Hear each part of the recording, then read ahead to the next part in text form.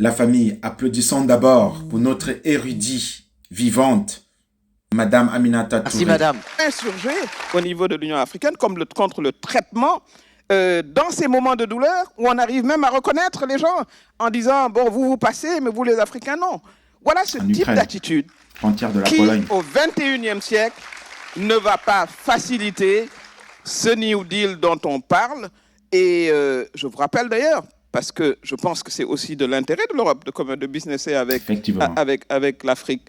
L'Afrique, c'est 30% des minéraux mondiaux.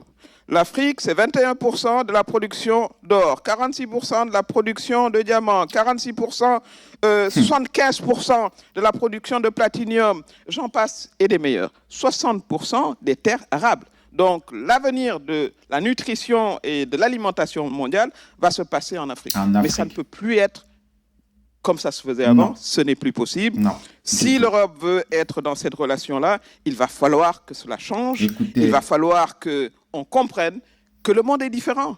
Il n'y a plus cette position hégémonique qui existait. C'est un monde plus ouvert et l'Afrique compte tirer profit de toutes ces opportunités qui se présentent à elle. Merci, madame. On commence ça. La famille, applaudissons d'abord pour notre érudit vivante, Madame Aminata Touré.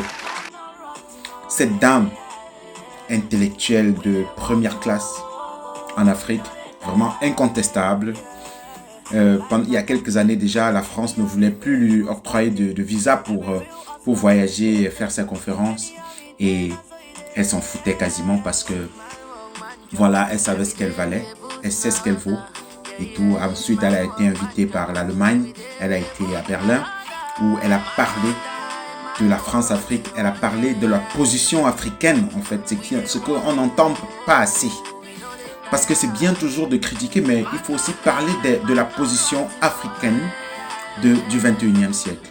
Les Africains savent où ils veulent aller, ils savent ce qu'ils doivent faire pour y aller, et ils savent qu'ils doivent se mettre au travail pour y accéder. Vraiment, je voulais qu'on écoute cette dame. J'espère qu'elle a tout dit, donc j'ai pas besoin d'en rajouter. Le travail de la renaissance africaine bat son plein. Haché, haché, haché.